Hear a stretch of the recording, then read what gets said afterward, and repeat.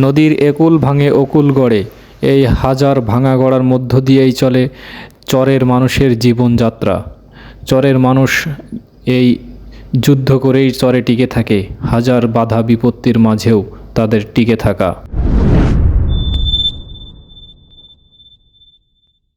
So what's up guys, it's your boy MD Rashid in, come back another vlog video.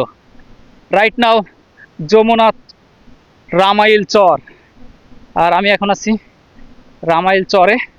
আর এই যে আমার এই পাশে একটি নদী, আর এই নদী পার হয়েই আমি ঠিক ওপার যাব, সামনে দিয়ে পার হওয়া যায়। আর এখানকার মানুষের জীবন জীবিকা সব কিছু তুলে ধরার চেষ্টা করব। রামাইল চরে মানুষ আসলে কিভাবে সংগ্রাম করে টিকে আছে সেটি আপনাদেরকে দেখাবো, যে এই রামাইল চরে মানুষ কেমন করে জীবিকা নির্বাহ করে, কিভাবে থাকে সব কিছুই। আর এই যে আমার সামনে নদী, আর এটা কিন্তু পুরাটাই চর। এই যে যা দেখতে পাচ্ছেন সবই চরের ভিতরে। এই যে ক্যানেলগুলো, এগুলো যখন পানি থাকে বর্ষার সময় এগুলো একবারেই ভরা। এখন শুকনো মৌসুম, এই জন্য এখানে খুব একটা পানি নাই। এই যে দেখুন এই চরের এই যে সামনে থেকে আমি পার হব। এই যে গাইস, চরের মানুষের জীবন যোদ্ধা। আসলে মানুষের সামনাসামনি না দেখলে, যে যুদ্ধ করলেই যোদ্ধা হওয়া যায় না। এই যে এই বিশাল প্রান্তিক চরের ভিতরে টিকে থাকতে হলে এমন মানুষের খুবই প্রয়োজন। এই যে এমন যোদ্ধাদের না হইলে আমরা হয়তো এই ফসলগুলো পাইতাম না, খাইতে পারতাম না। এই যে চরের ভিতরে ঝড় বৃষ্টির ভিতরে এমনই থাকে। এই যে চরের মানুষের রান্না বান্না করছে।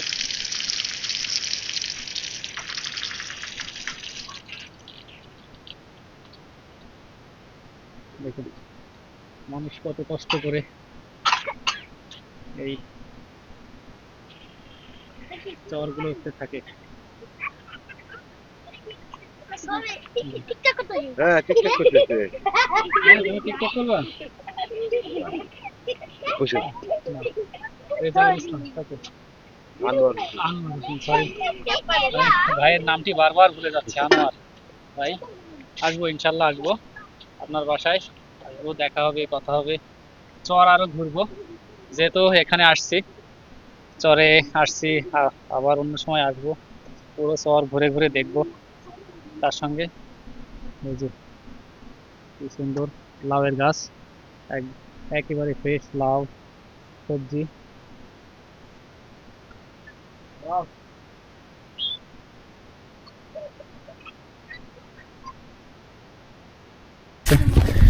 এই যে আনোয়ার ভাই আমার অনেক হেল্প করলো, আমাকে পথ দেখাই দিচ্ছে যে আমি আজকে নতুন এই চরে, তো সে আমার পথ দেখাইয়ে দিচ্ছে যে কোথায় গেলে আমি আবার ঢাকা ফিরে যাইতে পারবো।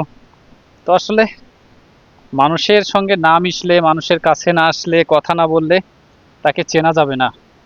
আমরা দূর থেকেই শুধু মানুষগুলোকে দেখি, এই হাড় ভাঙা পরিশ্রম, রোদের ভিতরে, বৃষ্টির ভিতরে তাদের পরিশ্রমটাই দেখি, কিন্তু আসলে তারা যে শারীরিক পরিশ্রম যতটা করে এটা আমরা আসলে চিন্তাও করি না। এই যে সরিষা, যত ফসল, এই যে এইসব মানুষের হাত দ্বারাই আসে আমাদের মাঝে। তো চরের জীবন আসলে অনেক কষ্টের। আনোয়ার ভাই, আপনারা যে এই চরে থাকেন, এই যে যুদ্ধ করে থাকেন, তা আপনাদের খারাপ লাগে না, কষ্ট লাগে না? ভাই কষ্ট লাগলে কি করা যাবে, পরিশ্রম করে খাওয়া লাগবে না? এই যে তারা মানুষের জন্য কত সহৃদয়, যে তারা মানুষকে খাওয়ানোর জন্য, শুধু আমাদেরকে খাওয়ানোর জন্য, তারা নিজেরা খাওয়ার জন্য তো এত কিছু লাগে না, তারা আমাদেরকে খাওয়ানোর জন্যই এত পরিশ্রম করে। আর আমরা তাদেরকে ভুলে যাই। আসলে দিন শেষে খাওয়ার পরে, পেট ভরার পরে আমরা ভুলে যাই, আমরা তাদেরকে ভুলে যাই যে তাদের মতো এই যে সংগ্রামী যোদ্ধা দেশে আছে, এটা আমরা মনে রাখি না, কখনোই মনে রাখি না তাদেরকে। তো আনোয়ার ভাইয়ের ফ্যামিলিতে কে আছে? মেয়ে আছে একটা? এক মেয়ে এক ছেলে। এক মেয়ে এক ছেলে। তো আমরা আবার আসবো চরে, পুরা চর ঘুরে ঘুরে দেখবো, চরের জীবন দেখবো। এই যে চরের বাসিন্দা যারা, তারা যে পরিশ্রম করে থাকে, আমি আসতে যেই বুঝছি যে আসলে কত কষ্ট। সেই কত দূর থেকে, প্রায় 1 ঘন্টার মতো হাঁটছি আমি, হেঁটে হেঁটে আসছি। আর তারা তো সারাদিন এই চরে আছেই, তাদের যে পরিশ্রম। আচ্ছা জি, আনোয়ার ভাই, ধন্যবাদ আচ্ছা আপনাকে। আর দোয়া করবেন, ভালো ইনশাল্লাহ থাকবেন। আবার যদি আল্লাহ কখনো নিয়ে আসে, অবশ্যই আসবো চরে। এটা রামাইল চর। এটা রামাইল হ্যাঁ দেখাইতে পারলো এটা হ্যাঁ, ডাকাতিয়া বান্ধা, হ্যাঁ দেখাইতে ডাকাতিয়া বান্ধা চর। সেই চরের যোদ্ধা আনোয়ার ভাই। আচ্ছা তো তার পরিবার তাকে ভালোবাসুক, সে পরিবারকে সময় দেখ। আপনারা এই যোদ্ধাদেরকে দেখতে আসলে, দেখতে হলে অবশ্যই এই ডাকাতিয়া বান্ধা রামাইল চরে আসবেন, তাহলে তাদেরকে দেখতে পাবেন সচক্ষে। ঠিক আছে ভাই, কিছু আচ্ছা বলার আছে আপনার? না ভাই না ভাই ঠিক আছে আসলে তাদের তাদের এই নিষ্পাপ মুখগুলো, কিছু বলার থাকে না মানুষের। তারা শুধু মানুষের জন্য পরিশ্রম করেই যাচ্ছে। তো ঠিক আছে, হ্যাঁ, ওকে, আচ্ছা আসি। আপনার আইডির নাম কি করবেন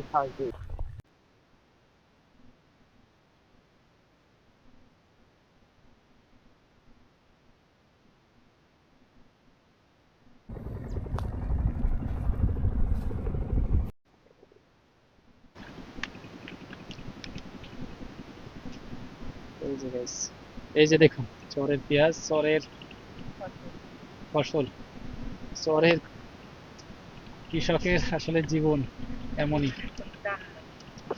এই যে কাকা এখানে কত করে 1 কেজি করে মাপছেন কাকা? হ্যাঁ। আচ্ছা আচ্ছা। এগুলো আপনারা বাজারে কেমন দাম পান কেজি? আমি কাছে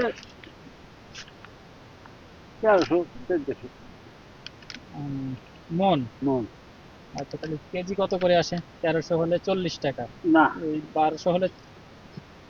1300 হলে সাড়ে সাড়ে 32 হ্যাঁ, 1300 হলে সাড়ে 27 টাকা 27.5 টাকা। আচ্ছা আচ্ছা। তো ভাই, এত ভালো পেঁয়াজ আর 1400 দেখছেন, হলে না সাড়ে 32 টাকা 32.5 টাকা করে। এই যে এমন পেঁয়াজ। 1300 হলে সাড়ে 32 আর 1400 হলে 35 আচ্ছা আচ্ছা। আর ঢাকাতে কত দাম দিয়ে কিনে মানুষ এগুলো? তারপর তোমরা টাঙ্গা আপনার এই সাইডে পড়ছে টাঙ্গাইল, হ্যাঁ হ্যাঁ এই সাইডে পড়ছে সিরাজগঞ্জ, ঠিক আছে, হ্যাঁ এই সাইডে আর জামালপুর এই সাইডে পড়ছে জামালপুর জামালপুর। হ্যাঁ এই যে আমাদের 3টা বিভাগ পড়ছে। 3টা বিভাগের এই জায়গায় আমরা আচ্ছা আচ্ছা। এই যে এখান থেকে না এই যে 2টা রাত থেকে ওই ওই হাল পাইতেছি হ্যাঁ হ্যাঁ হ্যাঁ। সেই জামালপুর আচ্ছা আচ্ছা। আর ওই থেকে হ্যাঁ হলো টাঙ্গাইল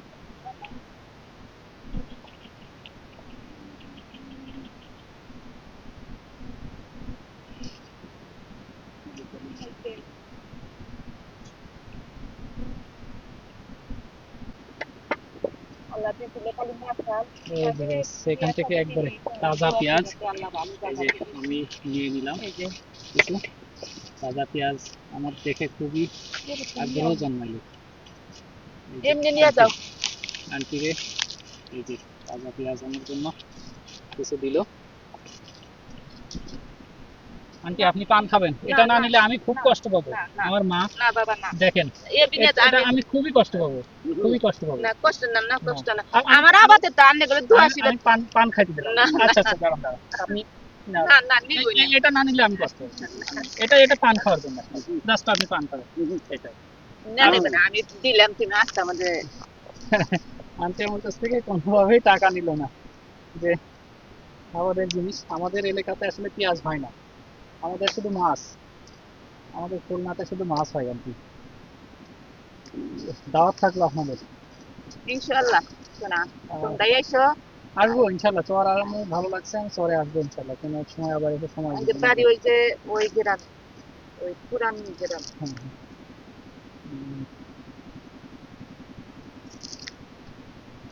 এই জাহেরা নামবে, জাহেরা কইরা যে আহন বাড়ি যাম, আবার বলেন। আখন্দ বাড়ি। আখন্দ বাড়ি। আচ্ছা আচ্ছা, এটা রামাইল রামাইল, হ্যাঁ। আর এটা ডাকাতি আচার, না, এটা এটা জমার বেড়া। জমার বাড়ি। হ্যাঁ। আর আঙ্কেলের নাম কি তো? আমার নাম হ্যাঁ হ্যাঁ, আব্দুল জলিল। আব্দুল জলিল।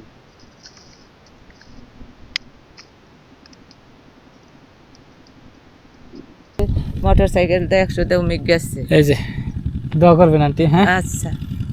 আচ্ছা, এই যে আন্টির কাছ থেকে পেঁয়াজ নিলাম আর আন্টি দোয়া করে দিল। আপনি যাবেন আর আসবো ইনশাল্লাহ কোনো এক সময় আবার আইসে এসে।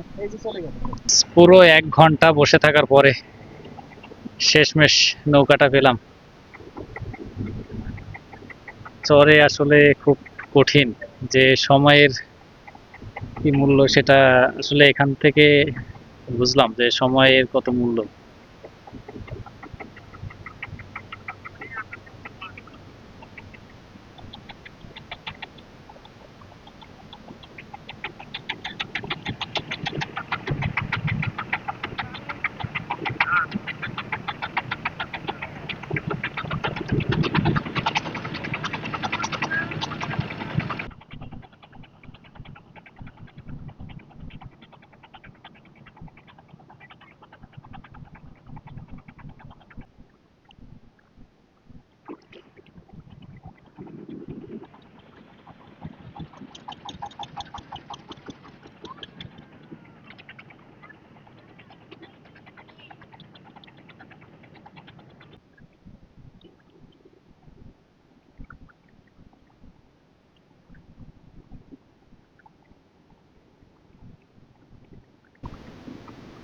এই যে গাইস, এই সেই যমুনা, যেটি উত্তর ভারতের একটি শাখা নদী গঙ্গার।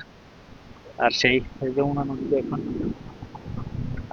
পেছনে দেখেন ব্রহ্মপুত্রের শাখা নদী এটি, আর বিশাল সেই যমুনা। এই যে এই নৌকাতে বা ট্রলারে যারা আছে তারা সবাই আসলে কোনো না কোনো চর থেকে আসছে, আর যার যার গন্তব্যে নেমে যাবে। যে এখানে ওর সামনে, এখানে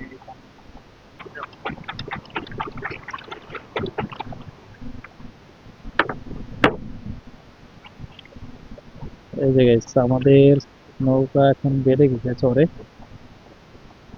আর চরে বাঁধার ফলে আসলে ঠেলে ঠেলে তারপরে সরানো লাগছে এখান থেকে।